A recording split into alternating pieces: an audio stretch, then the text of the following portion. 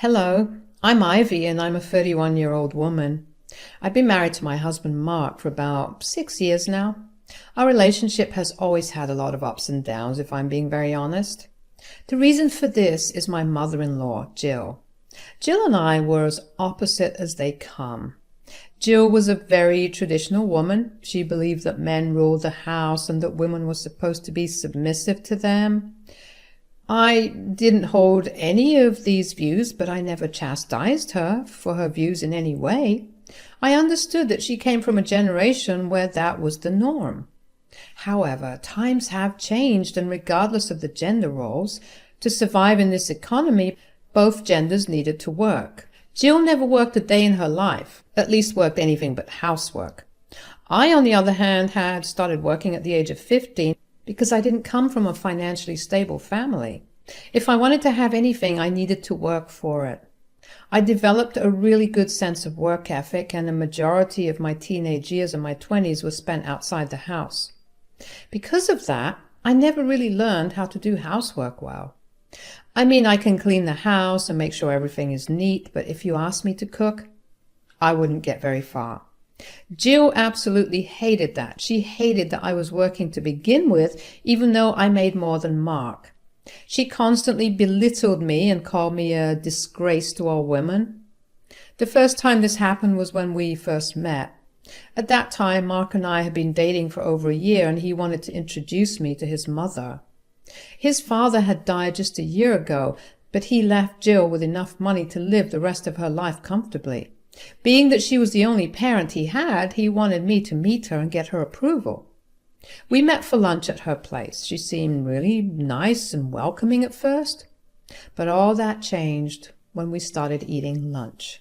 So, what are you studying right now? I'm studying digital marketing. Oh, and why is that? I wouldn't expect that to be a course that's popular among women. Oh, well, it's pretty popular in general. With the way the world is developing, there is huge scope for digital marketing. I chose it for that primary reason. So, you mean you plan to work after you graduate? Of course. At this rate, I don't think I'd be able to survive without working. Okay, that's enough about Ivy, Mom. Why don't you tell us about how you made this casserole? It's really good. Can it, Mark? Tell me, Ivy, why do you say that you can't survive without work? Well, I've been working since I was 15 to support myself. 15? Did your parents not help you out? Of course they did, but I needed money for other things like extracurriculars or even just to buy myself things that I liked. That is the job of the man of the house, not yours. Well, both my parents worked really hard to make sure I had food and a roof over my head. I didn't want to burden them even more. It's a good thing, though. I know how the corporate world works, and I have a pretty stellar work ethic. That's disgusting. Excuse me? Women are not supposed to work. I tried to ignore the fact that you showed up in jeans because I hoped you were more feminine than that, but this I can't tolerate. What's so wrong about working? If I didn't work, I wouldn't be able to get an education. What does education matter when you have to take care of your house and kids once you marry Mark? Okay, that's enough, Mom. You either stop talking or Ivy and I are leaving. I remember being so appalled at Jill's ideologies. After that, lunch was pretty much ruined. Jill kept glaring at me and would not even look at me. Mark tried his best to lift the mood up, but Jill would not budge. After we left her place, which she insisted on me doing, by the way, Mark apologized a lot for his mother's views. He told me that that was how she was raised, and his dad was a man who believed in those views as well. The only thing I could think about, how lucky Mark was to have been born a man, because if he was a girl, Lord knows he would have had hell to deal with. Of course, I didn't interact much with Jill after that. Even if I did try, she refused to acknowledge me. She would even frequently text Mark, telling him that he deserved someone who would submit herself to him and not some pansy who barely stayed home. Her digs hurt a lot, but I eventually learned to ignore them. I knew that her hatred stemmed from her lack of experience and knowledge, and maybe she was resentful that I was living the kind of life that she was never able to. I tried my best to be patient with her, but after Mark and I moved into our own place after graduating, Jill would drop in unannounced a lot. She would literally come over right after Mark and I would get back home from work just to insult me. She would call me a disgrace for not having a hot meal prepared for her tired son who worked long hours. I tried to defend myself by telling her that Mark and I worked the same number of hours, so there was no way that I could do everything she wanted me to do for him. She wouldn't listen, and eventually I stopped trying to defend myself to her. She would then walk around the apartment and pick apart everything that was wrong with it, from the interior design to its cleanliness. I dealt with it for a few weeks, but afterwards I had to put my foot down. I talked to Mark about it after Jill had come over that day and yelled at me for not recognizing that one of the bulbs in one of the lamps in our living room was dimmer than it used to be. Yes, she was that particular about things. I just can't take it anymore. I'm so sorry, Ivy. Your mother can't just waltz in every other day to berate me. Do you even know how much anxiety I've been experiencing this past few weeks? I've been having nightmares about it. I'm so sorry that you have to go through that. Sorry won't cut it, Mark. Well, what do you want me to do? There are a lot of things you can do.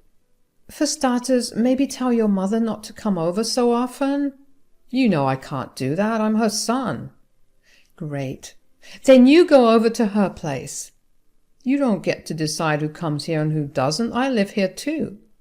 I'm not saying that your mother isn't welcome here. She's welcome here as long as she isn't going to insult and belittle me. Look, you know my mom has a lot of strong and strange opinions. I wish I could contradict her and tell her to stop, but she's too sensitive for that. You need to do something about it. Don't you see that I'm getting hurt because of it? You can't just watch your mother hurt and insult me for hours and get away by telling me sorry.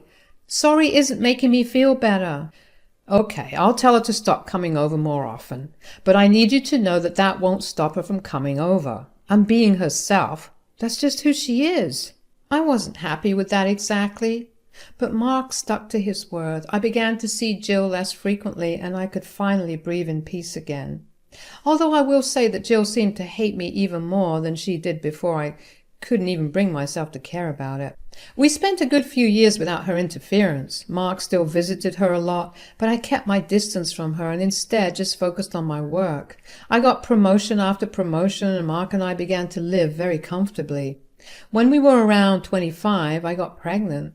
At that point, our relationship wasn't at its best because Jill began interfering in our relationship once again. She kept telling Mark that I was emasculating him by being the one who earned more money, and it started getting to him. He began withdrawing himself from me and became very passive-aggressive. I was going to leave him, but the pregnancy changed things. I very well had the means to leave and never tell him a word, but I felt like that was the wrong thing to do. I still loved him very much, and he deserved to know that he was going to be a father. Surprisingly, Mark was really happy when he found out that he was going to be a dad. So happy, in fact, that he did an entire 180 with his personality.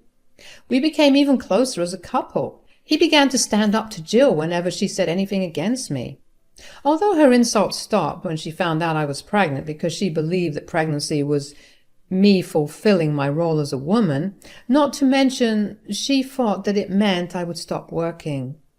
I didn't have the heart to tell her that it wasn't going to be the case, mostly because I didn't want to be pregnant and deal with her hatred towards me.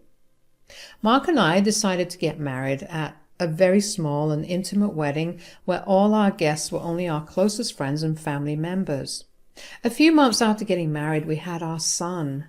Mark began to distance himself from Jill after the birth of our son. He took his role as a father very seriously. He had no time to be with Jill, although he still did talk to her every day on the phone and visited her once every other week.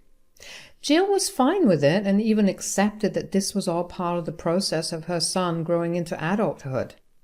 What she did lose her mind over was my returning to work after 1 year of my son being born.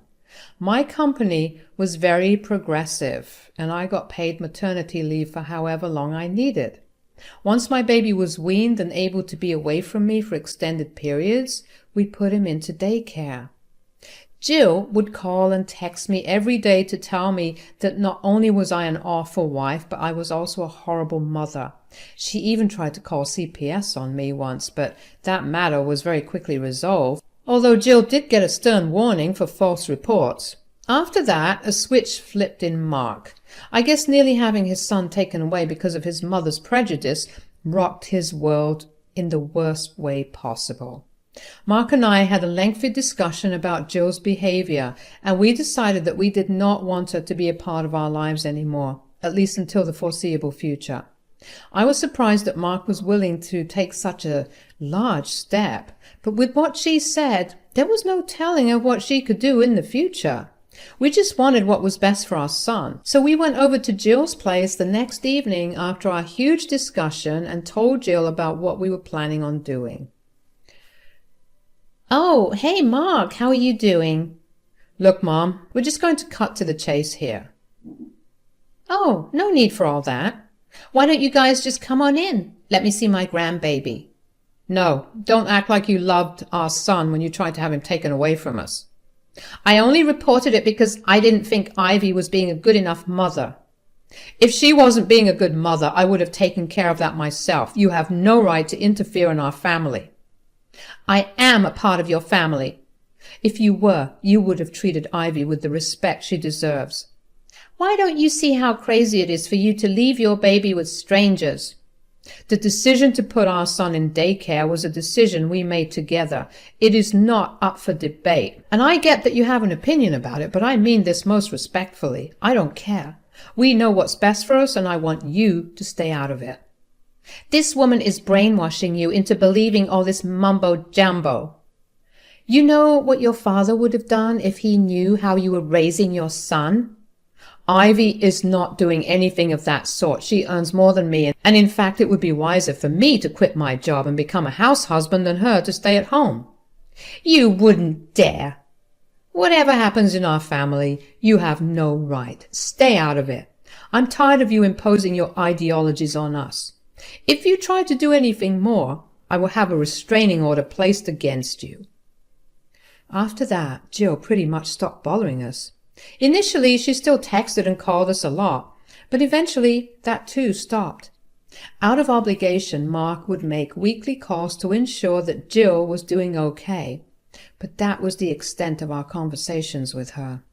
That was how it passed for the next 5 years. A lot happened, but let me tell you, there was not a day that went by where I wasn't grateful that Jill wasn't there to berate or insult me. That all changed when she reached out to Mark one day on her own.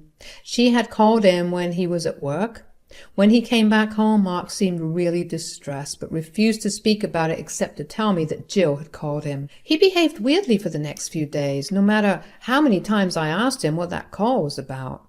Finally, I had enough, and I asked him for one last time what was wrong.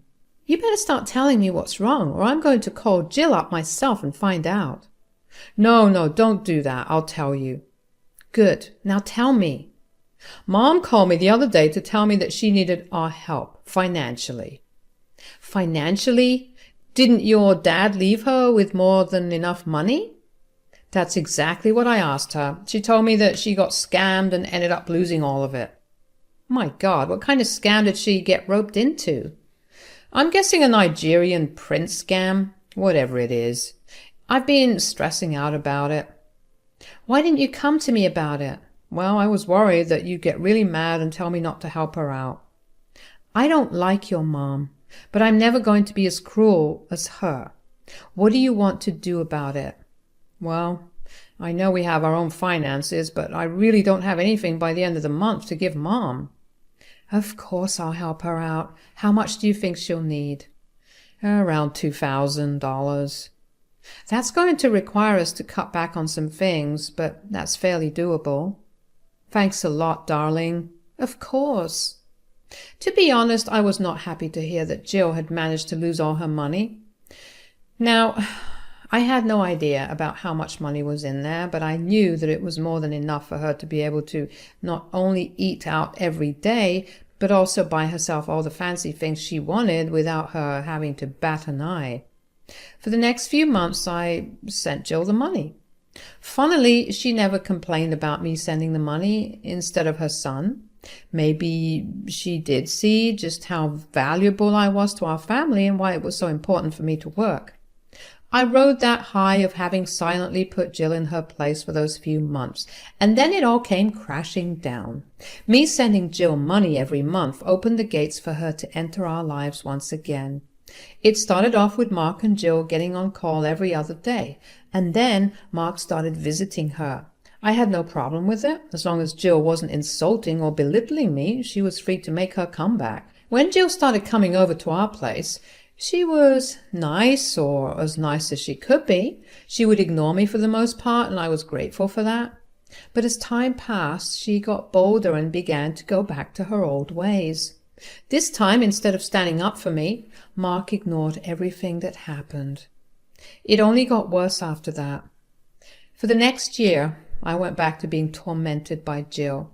I tried to get Mark to do something about it, but he always told me that his mother had just gone through something traumatic, so he couldn't be mean to her. I was frustrated, and I felt like I was back at square one. My only comfort was that my son wasn't being exposed to the way that Jill treated me. That was until one day at dinner I happened to accidentally spill some food on the table, and I was serving my son his food, and he called me a ditz with hay for brains. I stood and stared at him in shock. That was not something my son would ever say to me. But there was one person who would do that: Jill. In fact, she has called me that many, many times. I gently asked my son where he heard that phrase from, and he revealed that Mark had been taking him over to Jill's when I was at work for the past few months. To say I was livid was an understatement. I told Mark that Jill was under no circumstances allowed to see or interact with our son until he was 13. I didn't want her views to shape who he was in any way. To find out that Mark crossed the only boundary I had made me see red. So I decided that I needed to get even. I had one thing over Jill, and that was me sending her money. Although maybe it was because of how angry I was, but in that moment I realized just how weird it was that Jill got scammed out of all her money.